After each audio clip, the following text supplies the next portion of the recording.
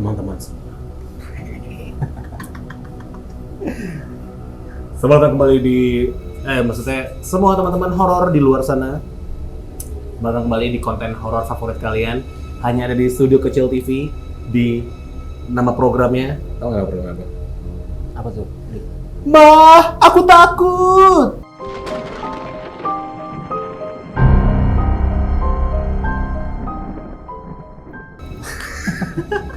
Kok nggak ada ini, Bang? Ada hal yang tidak bisa manusia lihat, ada hal yang tidak bisa manusia dengar. Allah Maha mendengar, kata Aldi Taher. Nah. Dan teman-teman, balik lagi sama gua, Diku, sebagai Mbah Du Count di acara Mah Aku Takut kali ini. Tapi kali ini gua nggak sendiri. Ini sama, wah ini udah lama nggak berjumpa. Dulu nih teman apa ya, kita suka nge-gigs bareng, band-bandan. Kalau doi manggung gue pasti nonton, sampai nggak boleh pulang karena doi mainnya jam 12, gue waktu itu masih SMP. Jadi anak-anak SMP harusnya pulang jam 5, dia disuruh nongkrong dulu sampai jam 12 malam untuk nonton. Ada Bang Bedul, tepuk tangan dong untuk Bang Bedul dong. Kawan, Oke. Mas Dik, terima kasih udah diundang. Thank you udah mau mampir Bang Bedul. Siap. Gimana, sehat nih? Alhamdulillah. Alhamdulillah. Dul, jadi ini ceritanya gue tuh lagi bikin semacam konten horor lah dari studio kecil nih beberapa kali. Nah, terus kebetulan gue tahu lo ini selain ngeband-bandan juga dari dulu tuh hobi naik gunung. Iya benar. Bener ya? Itu hobi tuh apa maksudnya hobi atau emang dari kecil atau emang kayak terpaksa awalnya atau justru kayak penasaran dulu awalnya? Boleh ceritain dulu nggak sih awalnya gimana sih naik gunung tuh? Awalnya tuh sebenarnya kalau dulu band-bandan kan bener tuh. Kata lo, ya namanya masih bocah kan proses pencarian tuh. Benar. Band-bandan udah, terus nyari apa lagi nih? Nah. Switching karir lah ibaratnya. Iya. Terus nemu lah komunitas di kampus ikut gunung-gunungan. Terus nyoba ikut segala macem, akhirnya kecemplung sampai sekarang udah 13 tahun lah dari 2010. Iya. Sampai sekarang masih. Gokil. Itu awalnya berarti pertama kali naik gunung pas kuliah tuh? Kuliah. Awalnya itu naik banget itu 2008, terus setahun lah nggak naik lagi, baru aktif lagi 2010 sampai sekarang. Wow. Kan capek ya? Gue sih, ini sorry anak-anak gunung ya. Gue sih kalau naik gunung nih, gue bahkan belum nyampe puncak, gue mungkin belum nyampe setengahnya aja gue udah kayak pulang gitu. Kok lu maksudnya pasti capek nih prosesnya sampai ujung, sampai puncak, dan akhirnya lu jatuh cinta tuh kenapa tuh dulu? Kalau bahasa filosofinya nih ya, ala-ala nyari hiburan dari sepi. Tuh. Capek sih capek, cuman kalau sekarang kan udah jadi lebih ke lifestyle ya. Semua media ada, gunung segala macam, terus semua hobi segala macam jadi rame. Kalau dulu kan sebenarnya masih sepi banget kan. Baru hype tuh mungkin sekitar 2016 sampai sekarang gitu kan. Banyak open trip bla bla segala macam. Cuman ya makin rame juga sebenarnya makin seru juga gitu. The more the merrier lah, makin rame makin seru ya. Cuman kendalanya ya dari sampah gitu-gitu, awareness, masalah safety segala macem. Ya capek sih capek tetap, cuman ya kebayar view, terus ya apa-apa kan mesti mandiri ya di gunung gitu-gitu sih. Ya masih asik lah gitu sampai sekarang. Oke. Nah, terus gimana menurut lo tentang fenomena anak-anak muda yang pengen banget naik gunung tapi nggak tahu nih, dia nggak aware, dia nggak baca-baca, cuma sekedar ada open trip, bukan open trip sih, mungkin kayak kita ke Semeru yuk. Mungkin cuma sekedar gara-gara nonton film 5cm, terus dia udah gue naik gunung tapi dia nggak tahu, dia nggak aware, dia nggak mungkin banyak aturan-aturan dong harusnya ya dulu ya gitu ya. Itu gimana pendapat lo dulu? Harusnya gimana sih? Harusnya yang paling penting sih naiknya tuh bukan kemana tapi sama siapa. Iya, maksudnya udah pernah atau belum. Masalah data informasi itu paling penting. Perencanaan, terus segala macem. Kalau gue sih prinsipnya sebelum ngelangkah udah sampai. Gue selalu diajarin seperti itu. Jadi misalnya gue contoh mau ke Semeru, gue udah download semua dari map, dari perbekalan, gue bikin rencana operasional perjalanan, gue makan berapa banyak, air berapa banyak, manajemen perjalanan itu penting sih. Sama masalah safety segala macem. Terus ya kalau ngikutin fenomena yang zaman dulu sebenarnya ini gue juga dapet info dari website si Gunung Semeru itu dia per bulan tuh sampah tuh bisa sampai seton sampah yang ditinggalkan gitu. Ya lebih baik sih apa yang kita bawaannya kita bawa turun lagi. Yang penting itu sih. Sama masalah safety sih. Gitu. Nah, banyak nih orang-orang yang nggak aware lah mungkin tentang gunung, terus naik gunung malah hilang. Itu pernah ada kejadian kayak gitu dulu yang mungkin yang lu lihat lah, mungkin lu pernah hilang nggak? Enggak sih. Nggak pernah, tapi Nggak pernah pernah. dengar cerita soal itu. Ya banyak. Itu gimana dulu? Maksudnya tuh kenapa sih bisa kayak gitu?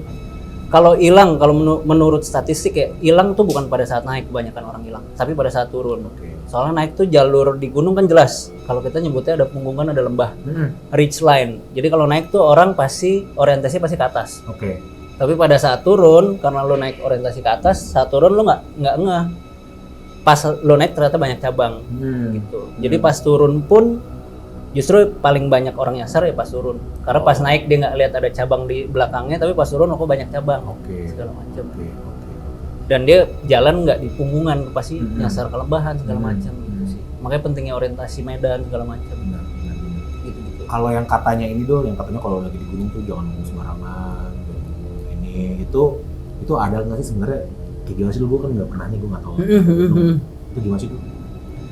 Kalau itu sebenarnya ada lagi pelajarannya namanya PTTKB, Peraturan Tata Tertib Kehidupan Alam Bebas. Oke. Jadi contoh misalnya lu ke setiap tempat gunung tuh beda-beda aturannya, Oke. tergantung lokal people. Oke. Ada yang lu nggak boleh ganjil, ada yang misalnya nggak boleh datang bulan nggak boleh. Contoh yang paling sakral tuh Bali. Gunung Agung ya? Gunung Agung naik dari Pura Besaki kan sakral, disakralkan.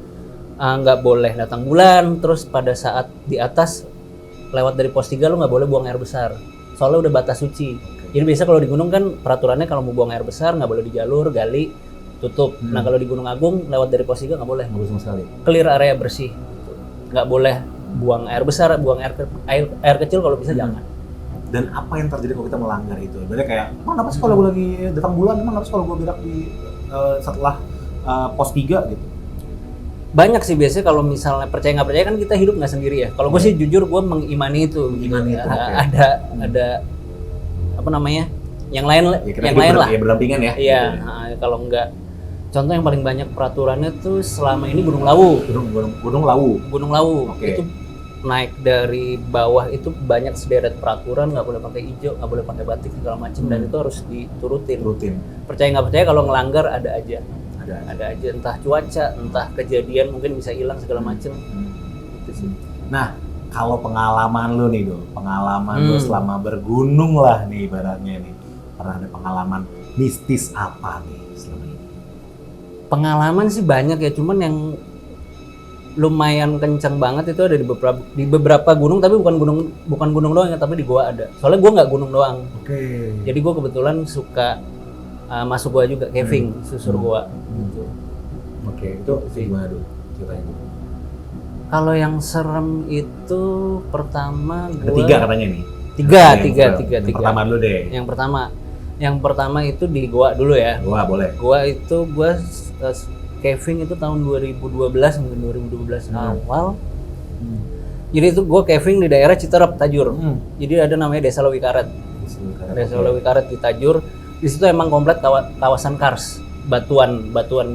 Kalau anak geologi pasti ngerti lah batuan kars, batuan apa segala macem. Dia banyak komplek gua di situ. Dan kebiasaan gua tuh masuk gua pasti selalu jam 12 malam, jam 1 malam. Alasannya apa? Soalnya di dalam gua kan totally gelap. Jadi gua lebih prefer soalnya jadi masuk siang masuk malam sama aja. Sama aja di ya? dalam gelap kan. Anyway, oke. Gue lebih baik masuk tengah malam tapi keluarnya pagi biar beres-beres peralatannya gampang. Benar. Dibanding masuk pagi yang di dalam which is sama aja, gue keluar gelap malah repot tuh. Jadi gue kesana lah, sampai sana jam 11 malam, terus gue sosialisasi penduduk. Jadi ada di sana namanya Linggi Halam. Jadi orang yang ngelola itu goa yang tahulah kuncennya di sana lah gitu. Jadi kalau ada apa-apa mereka standby rescue segala macam. Bertamu segala macam, gue lewat jadi mesti trekking dulu tuh malam-malam lewat desa. Jadi ada di satu tempat itu gugusan pohon bambu. Jadi gue itu di tengah-tengah sawah tuh. Jadi gue masuk jalan kampung terus patah masuk ke arah sawah, persawahan. Jadi sebelum masuk sawah itu ada gugusan bambu. Gue lagi jalan tuh, lagi jalan di depan itu gue mungkin sekitar 6-8 orang lah. 8 orang. Tiba-tiba teman gue manggil, lu lihat belakang deh. Gue nggak tahu itu apaan. Gue lihat belakang itu percaya nggak percaya, lu pernah tahu orang reok gitu? Oke. Iya, kayak orang reok. Tapi dia gondrong, cuman yang gue lihat siluet doang. Oke, terus? Gue panik di situ, jujur gue panik kan. Sorry. Lu posisinya tuh lu paling depan atau paling belakang atau tengah? Gue paling depan. Paling depan. Teman oke. gue di belakang nepok gue. Lu lihat belakang, gue nggak tahu itu apaan. Gitu. Oke. Soalnya gue pikir takutnya kan gue itu entah warga sekitar apa segala macam. Soalnya kan peralatan caving kan lumayan mahal ya. Mungkin gue takutnya dirampok. Dirampok, benar. Gue nggak ngerti segala macam. Cuman pas gue lihat itu gue ngerasa itu bukan orang sih. Dia pokoknya jalan kayak begini, gondrong, dan gue akhirnya gue ke belakang nyuruh anak-anak maju. Gue ngeliat belakang lagi udah nggak ada. Padahal logisnya nggak mungkin secepat itu. Dia cabut ke kiri kanan tuh masih wilayah jangkauan mata lo lah gitu. Kalau dia masuk ke kiri kanan pasti kelihatan. Iya benar. Nggak Dan ada. itu siang ya? Enggak, itu malam. Oh, malam. Sorry. Gue masuk malam. Iya. Sekitar jam 11:30 malam lah itu. Oke. Itu. Malam pertama tuh. Itu terus nggak selesai di situ. Hmm. Udahlah, akhirnya gue masuk explore, masuk gua itu guanya multi pitch, jadi ada banyak, jadi turunnya mesti ribet pakai tali segala macam, jadi ada beberapa pitch tuh. Turun, gue kelar, akhirnya masuk tengah malam, keluar gue sore. Oke. Keluar sore, beres-beres segala macem, charter angkot lah gue. Balik dari desa Lewi Karet itu Citerep. Charter angkot, karena gue pergi nyarter angkot M11, lu tau kan di Binus tuh. Charter angkot M11, gue charter akhirnya orang yang sama. Gue masuk tuh udah segala macem, habis bersih-bersih, di tengah-tengah mau masuk tol tuh, tol Citerep itu, sebelum masuk tol, si supirnya berhenti. Keluar, baca-baca, nungguin angkotnya pakai air. Oke. Gue nanya sama temen gue, itu ngapain cuy? Supir lo ngeliat, gue juga ngeliat sih, cuma nggak tahu gue, udah biarin aja. Ya udahlah, di dalam angkot tuh penuh tuh gue tuh. Jalan lagi tuh sebelum masuk tol, berhenti lagi dia, baca-baca lagi. Gue ngeliat banget dia turun dari bangku supir, baca-baca lagi. Semburin angkotnya pakai air putih. Wah, perasaan gue udah gak enak kan. Akhirnya masuk tol Citerep, nggak lama baru masuk pintu tol tuh habis bayar karcis sekitar 100 meteran lah. Dia berhenti ke kiri, ngomong gini. Jadi ternyata supir angkotnya bisa ngerti gitu-gituan lah. Oke. Mas, tolong yang di belakang kalau nggak mau diikutin baca doa aja mas. Siapa yang diikutin pak? Itu kamu yang gondrong. Ternyata gue yang diikutin katanya. Emang kamu nggak ngerasa mas ditempelin, nggak ngerasa berat? Itu kan bawa ransel berat juga ya. Jadi kagak terasa. Udah kalau nggak mau balik lagi baca doa aja. Udah gue akhirnya gue baca doa semua gue tahu dah. Baca doa masuk kamar mandi gue baca. Doa mau makan. Doa makan kalau balik lana ya. Bismika Allahumma. Iya. Semuanya gue baca lah. Udah tuh akhirnya dia berapa lama berhenti, gue habis baca semua doa yang gue tahu lah. Ayat kursi lah segala macam. Akhirnya dia udah balik sama temen-temennya. Terus gue masihin lagi. Ini saya nggak usah balik ke sana nih pak. Udah nggak usah. Aman. Udah lah balik lah. Itu sih lumayan kena lah. Iya. Masalahnya dan gue tuh nggak ngomong kasar sama sekali gitu loh. Terus kenapa gue yang kena? Gue tanya kenapa pak? Kok saya yang kena? Padahal saya nggak aneh-aneh di sana. Maksudnya gue nggak ngomong kasar, nggak mabok, nggak apa. Buang sampah ya mungkin nggak juga. Nggak buang sampah segala macem. Katanya suka. Gitu. Iya, nggak ngerti Itu katanya sih, maksudnya tuh kalau misalnya lu nggak baca doa, lu disuruh balik lagi tuh maksudnya gimana sih dulu? Gue suruh balik lagi ke sana. Gue suruh balik sendiri nganterin. Jadi gue balik lagi kan PR banget. Iya. Mager banget. Yang lo gue karena orangnya mageran ya udah kalau mau ngikut. Ayo ikut aja deh, ke Ciledug. Banyak juga ternyata di Ciledug kan. Itu sih. Oke, itu pengalaman pertama. Lalu ada pengalaman berikutnya gimana yang serem juga? Pengalaman berikutnya itu di salah satu gunung tuh di daerah Surabaya Malang, Gunung Arjuna Ulirang. Oke. Itu sebenarnya ngerasain banget temen gue. Jadi ini cerita dari perspektif temen gue. Oke. Cuman gue juga ngerasain, cuman nggak ngerasain yang gue di caving waktu kemarin, yang waktu tadi gue cerita tuh. Jadi di gunung. Tapi lu lagi bareng-bareng kan sama teman lu ini? Bareng. Jadi ini gue kebiasaan naik kan akhir tahun tuh. Bulan Desember 26-27 tuh. Emang musim itu nggak dianjurkan untuk naik gunung karena cuaca pasti badai. Iya. Cuman karena gue ada liburnya segitu, anak-anak teman-teman gue pada kerja, gitu gue ada liburnya segitu, jadi gue nggak mau kesana. Akhirnya kita mobilan berlima sampai Malang, nyampe di base camp, registrasi tuh. Dari semua gunung yang pernah gue naikin, si Gunung Arjuna Ulirang ini tuh termasuk Rangernya tuh helpful banget. Jadi briefingnya nggak cuma sekedar briefing. Gue sampai 3 kali di briefing nih sama rangernya. Masalah jalur, soalnya gue naik melintas dari Tretes turun Lawang. Terus FYI gunung ini juga lumayan ngeri lah. Jadi dia ada beberapa jalur, Tretes, Lawang, sama Purwosari kalau gue nggak salah. Purwosari itu jalur yang lumayan mistis. Extreme. Oh, mistis. Mistisnya Oke. parah, jalur petilasan lah. Petilasan, oke. Dan jalur yang gue lewati Lawang ini tuh bertemu sama Purwosari. Kalau Purwosari tuh ada nama posnya Sindang Kunti. Jadi kayak tempat minum buat minum para kunti gitu. Kan. Emang ngeri lah. Jadi di Arjuna ini terus ada pasar setan juga di atas. Pasar Dieng namanya. Terus yang paling bikin gua serem sebenarnya bukan pasar setan. Ada namanya Hutan Lalijiwo. Itu apa? Lalijiwo tuh jadi bahasa Jawa kan, lupa jiwa, lupa diri. Jadi banyak orang yang hilang situ, ditemuin gila, Jadi gila. atau hilang segala macam. Oke. Jadi kalau logisnya kenapa orang sering nyasar di situ karena kan gugusan pohon pinus. Jadi sering bikin salah lah, salah jalur Nyasar gitu, lah, nyasar gitu soalnya ya. sama semua kan. Bikin Logikanya gitu iya, ya. mispersepsi arah gitu. Udah gue naik segala macem, rangernya ngubungin bla bla bla, gue di briefing segala macem, terus gue dikasih pesan karena gue ganjil kan berlima. Mas, ini terserah nih sampean mau ikutin apa enggak. Cuman kalau di kita nggak boleh ganjil. Sampean kalau nggak mau cari orang karena susah kan. Gue nggak mungkin nyari orang satu gitu, nggak ada kan. Di sana rombongan pasti banyak semua kan. Sampean cari kayu untuk mengendap sampean. Cuman kayunya nggak boleh hilang. Sampean ambil itu kayunya dibawa selesai sampai sampean turun baru taruh.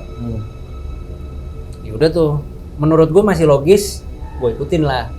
Karena gue bawa trekking pole segala macam, jadi teman gue nih yang nggak bawa trekking pole, dia ngambil tuh kayu. Jadi di sawah-sawah pokoknya sembarang aja ambil kayu, yang penting nyaman buat jalan. Jadi dibilangnya tuh pengenap, kata mereka. Penggenap, terus ya sampean kasih nama aja lah. Ajak ngobrol, maksudnya dia guyon gitu kan, bercanda. Oh yaudah, jadi pengenap lah. Ambil lah tuh di kebun kopi. Jadi tuh ada kebun kopi tuh di bawah tuh. Truk-truk awal kebun kopi. Ketemulah si kayu ini. Nih gua ambil ya. Oh yaudah pakai aja. Terus kasih nama siapa nih? Temen gue bingung kasih nama kan, gue kasih nama. Gue inget ini si Lord of the Ring kan, yang You Shall Not Pass. Si Gandalf, oke. Gue namain juga itu di Gandalf kan. Gandalf nih namanya Gandalf. Udah tuh masuk kebun kopi, nggak berapa lama. Gue kalau jalan sama temen gue kan jaraknya nggak jauh gitu, jaraknya sepenglihatan mata. Iya. Jadi temen gue ngelit, terus tiba-tiba berhenti, mukanya panik. Itu masih siang-siang tuh, jam 1 siang, mukanya panik. Gue nanya kenapa cuy? Pokoknya gue kalau ketemu kayak begitu kan nggak boleh langsung cerita di situ kan. Takut mental yang lain Down ya. Kalau naik gunung. Cuman karena gue itu udah tim-tim yang anak-anak Biasa ya. biasa, jadi cerita ya cuek aja. Jadi ngeliat ada satu yang nyamain gue. Harusnya gue berlima, dia berenam. Nih teman gue ngeliat nih. Itu baru mulai jalan gue. Kagak tadi mirip lu atau enggak mirip Dion, ada satu teman gue namanya Dion. Pokoknya ini yang nyamain gue mirip gue atau enggak mirip teman gue satu lagi. Yaudah gue celutukin aja, mungkin penggenapnya kali, penggenap kita cuy. Udahlah baik kali dia. Gue bilang kayak gitu kan. Udah long story short, gue ngecamp jam 9 malam tuh gue ngecamp. Nah besoknya tuh yang gue ngeri sebenarnya, masuk hutan Lalijiwo. Pas hujan badai segala macem. Nah itu terus ada pelangnya tuh di situ, hutan Lalijiwo. Nah itu gue udah berasa deg-degan tuh. Gue nggak ngerti gitu-gituan tuh. Cuman lo ngerasa kepres, pernah nggak sih? Iya. Kayak lo nggak ngerti gitu-gituan, nggak peka, nggak sensitif, tapi lo kerasa ke-pressure nih. Ini ada apaan nih? Gue tuh udah bilang gue nggak mau ngecamp di dalam sini nih. Gue mau nih keluar dari sini. Kalau misalnya nggak nyampe balik lagi deh. Gue nggak mau ngecamp di Lalijiwo. Gue nggak enak banget di sini. Mau nggak mau gue kebut jalan sampai atas. Soalnya ngecamp di atas tuh nggak boleh. Petir, lawan petir. Batas vegetasi udah nggak ada pohon. Soalnya baru ada cerita tuh tentara mati sambar petir. Tentara kan bawa alat komunikasi tuh, segala macam itu kan narik petir kan. Udah nggak boleh, batasnya Lalijiwo di atas sedikit lah. Akhirnya teman gue nyari, pas banget tuh di pertigaan jalur yang gue bilang Sindang Kunti tadi, Purwosari. Dul, nih ada tempat nih, cuman kayak begini apa ya, udah bikin tenda aja langsung. Soalnya udah mau maghrib tuh. Enggak, lu sini dulu. Itu dari jauh tuh gue teriak-teriakan kan. Gue datang ke sana, sajen. Pas banget ada gue cuman muat 2 tenda, gue kecil terus ada sajen. Gue nggak mungkin turun. Kalau turun hutan Lalijiwo, kalau naik petir-petir itu, jadi mau nggak mau ya Bismillah aja lah. Ya udah tuh, yang ngeliat di situ teman gue gitu. Jadi teman gue itu pas gue lagi malam-malam masak, teman gue jangan berisik. Ceritalah dia, gue ngeliat orang nih di depan sini tinggi banget. Dia nggak kelihatan, cuman kelihatan pinggangnya doang. Itu di tempat sajian itu. Nah teman gue nih kalau udah kepres dia bisa ngelihat. Misal udah capek banget nih dia lebih sensitif. Jadi teman gue ngeliat tuh. Terus gue ngecamp lagi di Lembah Kijang, turun habis muncak. Terus teman gue dimimpiin sama si penggenap ini. Si Gandalf ini masuk ke mimpinya temen gue. Baik sih dia ngasih tahu gitu, jangan buru-buru jalannya, kalau cuaca buruk turun aja, nggak usah dipaksa. Dia ngomongnya kayak begitu, pakai pakaian adat Jawa di mimpinya temen gue tuh. Temen gue cerita ngasih tahu ke rombongan gue lah. Dan bener aja abis gue muncak, jadi itu 2 gunung kan, dia kan stratovolcano, conical gitulah bentuknya kayak kon. Jadi gunung kembar dibilangnya itu. Jadi abis gue muncak Arjuna, muncak Kulirang, nggak lama abis gue muncak Kulirang itu gunung ditutup, cuacanya udah parah banget. Di bawah tuh udah ditutup. Makanya dikasih tahu tuh sama si Gandalf tadi. Terus overall ya malam-malam gue cuma ngedenger suara orang lewat-lewat aja sih. Kayak jalan-jalan biasa, cuman kan gue orangnya nggak begitu peduliin ya, padahal itu bukan suara orang gitu. Di tempat gue nenda tuh nggak ada orang sama sekali, cuman kayak suara orang jalan rame dan gitu. ngobrol aja biasa aja gitu ya suara-suaranya ya. Iya, kayak jalan gimana sih lu di tenda tuh, gue cuman satu tenda kan, satu lagi buat barang, satu lagi gue nih berlima nih. Kayak orang mondar-mandir aja, orang rame mondar-mandir jalan, tapi itu nggak ada orang di situ. Cuman gue ya udahlah, itu biasa aja. Turun tuh udah aman. Cerita kedua tuh lebih ke situ sih, lebih ke teman gue. Kalau yang ketiga ya? Ketiga ini di Gunung Slamet. Nah itu Gunung Slamet, Slamet di Tegal, perbatasan Jawa Barat Jawa Tengah. Jadi itu gue turun, muncak segala macem. Intinya nih gue langsung ke yang part horornya aja ya. Oke, boleh. Jadi itu gue sore-sore start turun tuh dari pos 7. Pos 7 gue lewat jalur Guci. Guci tuh pernah dengar nggak lo wisata Guci di Tegal, pemandian air panas? Pernah dengar sih, kan belum pernah ke sana. Iya, itu lumayan terkenal lah. Wisata juga di Guci. Jadi gue naik turun di jalur Guci lah. Jadi dari pos 7 jalur Guci, pos batas vegetasi, gue turun tuh jam 5 sore. Turun sampai bawah, itu gue rombongan 14 orang. Jadi kalau lo kenal Betet, lo kenal nggak sih? Betet yang mana ya? Betet di bawah gua, Betet Leboy, lo tau? Nggak kenal, sorry. Iya, Betet Leboy, anak-anak BL juga lah. Betet Leboy segala macem. Kiting, Angga Kiting. Kiting tahu. Iya, gua sama Kiting juga. Boim, lo kenal nggak? Nggak tahu. Iya, Boim ada banyak sih soalnya gua temuin. Iya sih. Iya, Boim nggak tahu. Pokoknya sama anak-anak BL juga tuh gua banyak tuh. Itu gua turun maghrib. Pas gue jalan segala macem, itu sekitar mungkin jam 6.15 segala macem, lo tau suara cewek ketawa kan? Iya, literally suara cewek. Itu gue 14, gue jalan sampai berhenti. Itu di Gunung Slamet tuh. Itu yang bikin gue deg-degan tuh selama gue naik gunung itu doang. Suaranya kayak Dolby DTS 7.1 muter. I'm around you. Selama lo ketawanya ngikutin gitu. Jadi pertama ketawa gitu, gue langsung berhenti kan. Gue langsung nengok ke belakang, ternyata semua pada dengar. Mukanya langsung panik kan. Cuman gue mau nggak mau, udah jalan-jalan udah. Suara burung itu burung, paling mati gue. Burung apaan? Suara kayak begitu, itu suara jelas banget sih. Suara cewek itu akhirnya gue jalan itu selama 15 menit tuh suara ngikutin. Sip. Oh bentar, sorry cut dulu. Jadi itu ada suara muter-muter tuh di sekeliling kalian tuh. Mungkin nggak itu apa burung-burung kuntul ya apa? Yang gitu suara itu bukan ya? Enggak sih, suaranya suara cewek banget. Dan ketawa tuh ketawa yang bukan ketawa yang hihihi, bukan gitu ya, yang lebih benar-benar ketawa. Iya, suara-suara ketawa. Itu ngikutin 15 menit tuh, selama 15 menit tuh ketawa terus. Sambil jalan, Iya. Selama 15 menit tuh ngikutin terus gimana lanjutannya? Panik sih. Panik terus gua turun ke bawah. Akhirnya gue udah bodo amat kan, gue itu deg-degan banget tuh. Dari suara itu hilang, ada sampai hilang tuh gue benar-benar jalan full deg-degan, soalnya malam kan. Dan gue pada saat waktu itu tuh yang bikin perjalanan, gue ketua perjalanannya kasarnya gue lah. Gue yang ngajak si orang-orang teman-teman gue inilah. mau nggak mau gue nggak boleh terlihat takut kan, padahal takut Sebenarnya aja. takut bos. Kalau hilang aja. Iya. Turun, terus teman gua ada yang bisa juga waktu itu, teman kampus gua. Turun tiba-tiba mukanya merah gitulah. Gua nggak ngerti entah dia kemasukan apa, cuman lu pernah ngeliat orang nggak sih mukanya merah terus ini berurat? Iya, kayak orang ngeden ya. Iya, kayak orang gitu ya. kayak itu teman gua, ada teman gua namanya si Jeffrey lah. Gua nggak tahu dia ngapain.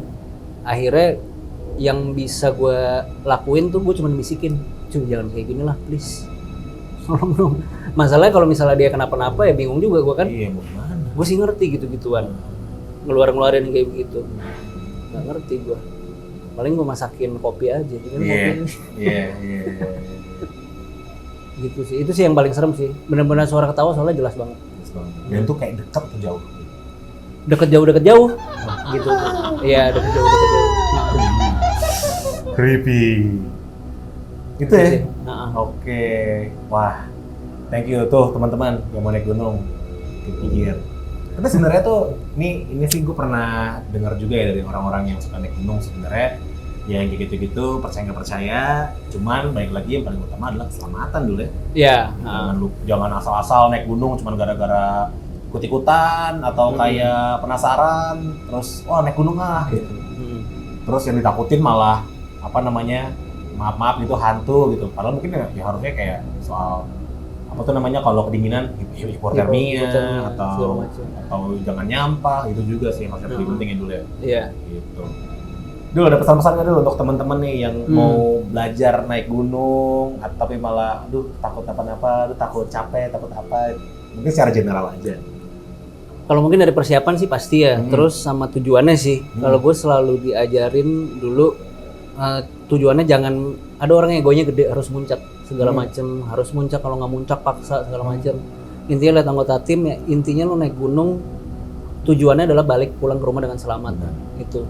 Jadi mau di tengah jalan mau berhenti sampai pos 1 ya gue ikhlas gitu. Gue perjalanan gue naik gunung misalnya gue cuma bisa sampai pos 1, gue balik kanannya ikhlas.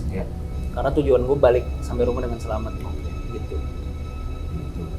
Ego, teman-teman, ego. Hati-hati dengan ego ya.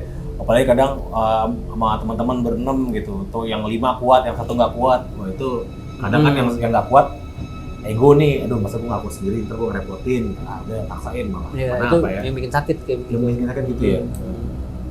Oke, Bang Bedul, thank you banget nih, udah mau mampir ke studio kecil untuk sharing-sharing cerita. Siap. Bener, ini sebenarnya tuh inspirasi sih untuk teman-teman. Jadi kalau mau naik gunung, ya persiapannya jangan lupa. Sebenarnya ya jangan buang sembarangan, iya, jangan buang sampah juga, jangan ngotor-ngotorin alam lah sebenarnya gitu.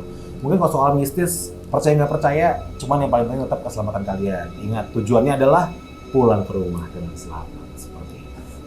Oke, sekali lagi dulu thank you udah mau mampir. Teman-teman semua, thank you udah nonton Mahakota episode kali ini. Jangan lupa untuk like, comment, dan subscribe channelnya Studio Kecil TV bersama gue Diku dan ada Pandu alias Bedul. Thank you kawan-kawan. Sampai jumpa lagi di Mahakota berikutnya.